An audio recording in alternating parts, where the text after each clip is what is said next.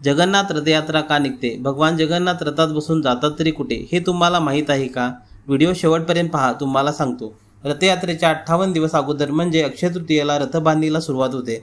आषाढ महिन्याच्या 2 दिवस म्हणजे शुक्ल पक्ष द्वितीयेला ही रथयात्रा निघते. इथून भगवान जगन्नाथ, भाऊ बलराम आणि बहीण सुभद्रा हे तिघे भव्य रथात बसून त्याच्या मावशीच्या घरी म्हणजे गुंडीच्या मंदिराजवळ 3 किलोमीटर अंतरावर असलेल्या मंदिरात 7 दिवस राहायला जातात आणि 10व्या दिवशी तिन्ही रथ मुख्य मंदिरात परत येतात. त्याला आषाढ दशमी म्हणतात.